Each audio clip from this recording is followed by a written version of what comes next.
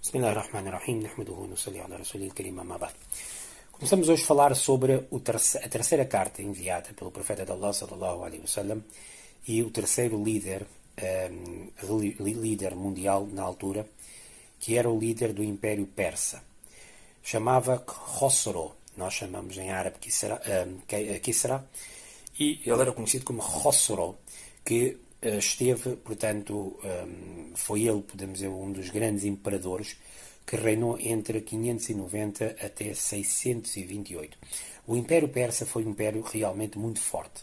O Império Persa reinou no mundo desde 224 até 651. E foi realmente um império verdadeiramente que era realmente da Pérsia dos Sassânidas, e era um império realmente que ninguém fazia frente. Aliás, os próprios romanos, durante 200 e tal anos, tiveram em guerra com eles, e numa primeira fase, conforme expliquei na última aula, houve uma altura em que eles praticamente perderam tudo, e depois, no espaço de 7, 8 anos, conseguiram recuperar, e a partir daí, depois o Islão, quando entrou, eles foram completamente eliminados. Este Khosrow também era conhecido como Parvez.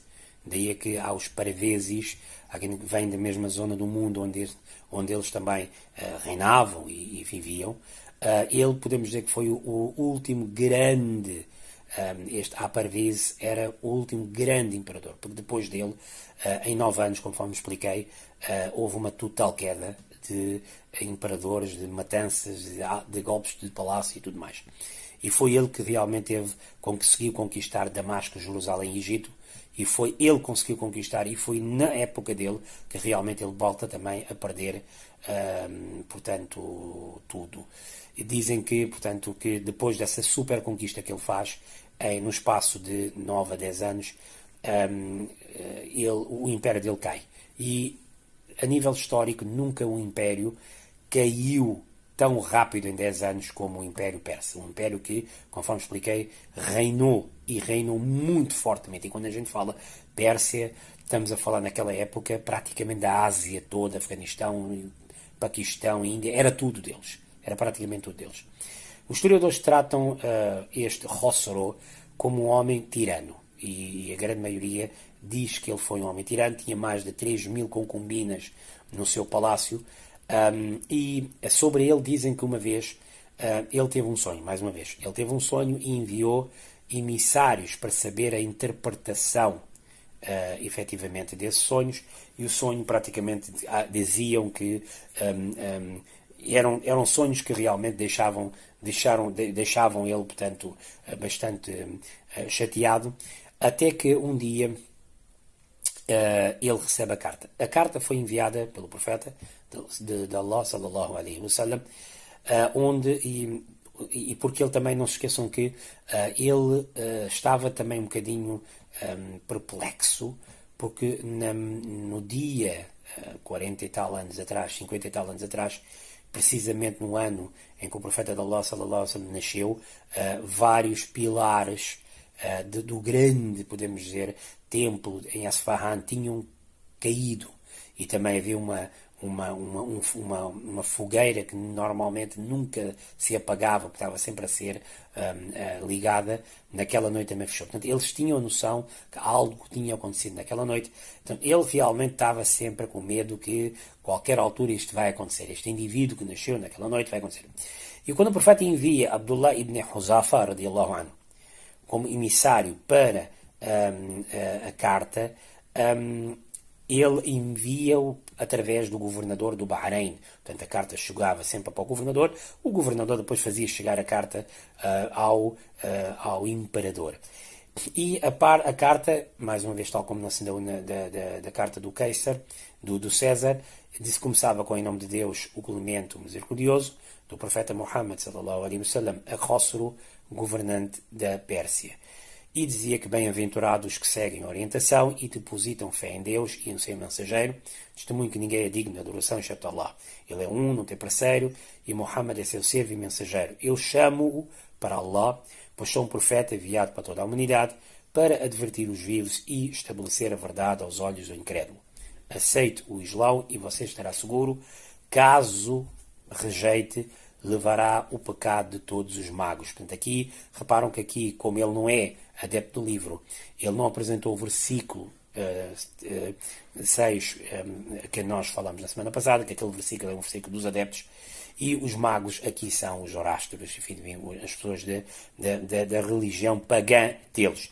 Ele, quando vê isso, ele rasga, goza e manda, efetivamente, também, de acordo com uma narrativa, manda matar também o próprio emissário que trouxe.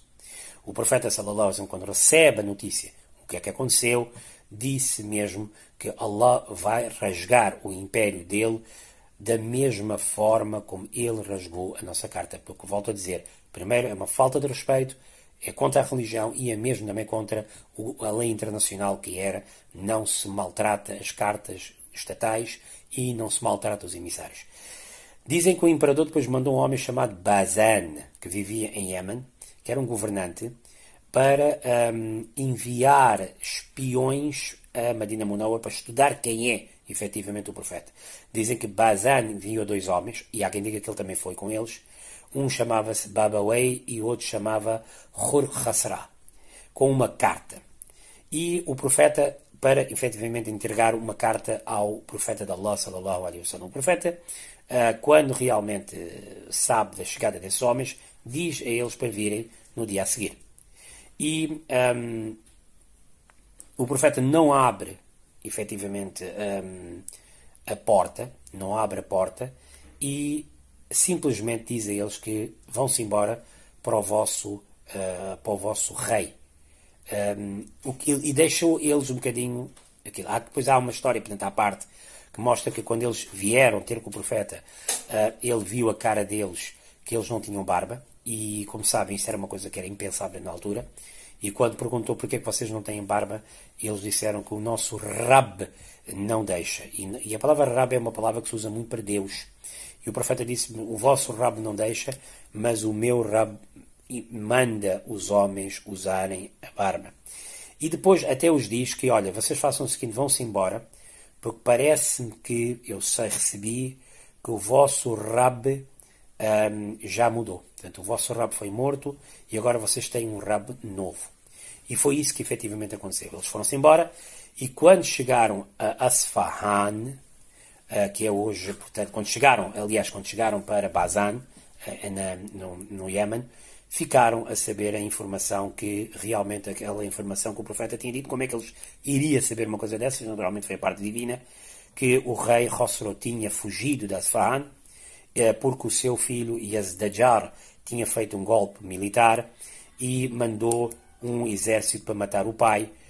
E este mesmo miúdo Yazdajar fez um tratado de paz com os romanos, conseguiu encontrar o pai e imprisionou-o. Portanto, aprisionou-o, aliás, numa cave.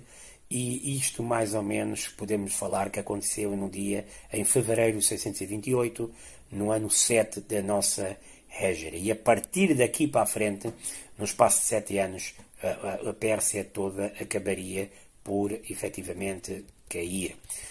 Dizem que Bazan, quando ouviu o que se passou, chamou os 2 espiões, dizem que ele aceitou o Islão e os espiões também aceitaram.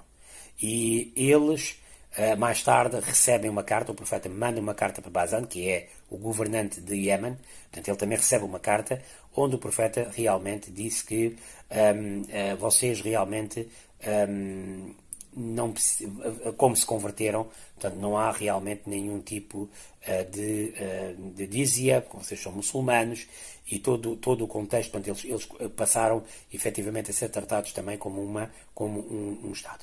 Outras cartas também foram enviadas a vários outros líderes. Temos o rei do Egito na altura, que era o rei Macaquis, chamava-se Jureid ibn Nina, onde realmente ele não aceita, o rei do Egito não aceita, mas envia ofertas, e nestas ofertas havia uma senhora chamada Maria Qibtiya, que seria mais tarde concubina do profeta de Allah, sallallahu alaihi wasallam, e mais tarde iria ter um filho chamado Ibrahim, que iria falecer logo, portanto, já um ano antes um ano antes da sua morte. E também ela trouxe também uma irmã chamada Shirin, E o profeta, portanto, e depois trouxe, ele mandou muitas ofertas, muitas prendas, o rei do Egito, e o profeta também disse que, olha, este indivíduo aqui foi muito esperto, portanto, não aceitou o Islão, mas conseguiu proteger o seu império. Porquê? Porque teve boa educação. No entanto, não vai durar muito tempo, até porque ele disse, fez logo a profecia, que em breve o Egito também vai cair para as mãos dos muçulmanos. O Oman também recebe o rei do Oman também recebe cartas na mão de Amr ibn al-As, radiallahu anhu, isto mais tarde, depois da conquista de Meca, e podemos dizer que houve outras 20 e tais cartas que foram enviadas para muitas outras tribos, e houve quem efetivamente aceitou, e algumas tribos, estamos a falar de tribos, não estamos a falar de líderes mundiais, e houve outros como Musaylama Kadhab, que um dia falaremos sobre ele, que pertencia a uma tribo chamada Banu Hanifa, que não vai querer aceitar e vai condicionar e vai mais tarde autoproclamar-se profeta. O mais curioso, conforme falei, é que todas essas cartas, no espaço de 10 anos, todas as cartas que receberam, todas as cartas onde chegaram, os seus governantes acabariam por cair, ou naturalmente algumas tribos aceitaram, ou então acabariam por cair e acabaria por cair nas mãos dos próprios muçulmanos. Há uma pergunta que se levanta, que é porque é que a China, a África não receberam nenhuma carta. Muito provavelmente porque naquela altura não havia ligações. Eram países que não se mexiam no mundo civilizado, podemos dizer. E outra coisa também curiosa nas cartas é que são cartas resumidas. Não tem muito falatório, não escreve-se muito realmente. E conforme eu vos falei, o versículo do Alcorão, onde convida os adeptos do livro, só foram enviados para quem era cristão. Portanto, como por exemplo o Najashi e o próprio César. Portanto, o que se mostra também que o profeta mantinha conteúdo específico para cada efetivamente situação. Depois, a única situação que levantou-se quando eles estavam a enviar as cartas é que chegou, os Sahaba disseram ao profeta de Allah, sallallahu alaihi wasallam, que olha, para enviar uma carta a um líder mundial, é preciso pôr um selo. Sem isso não é. É diplomacia atual.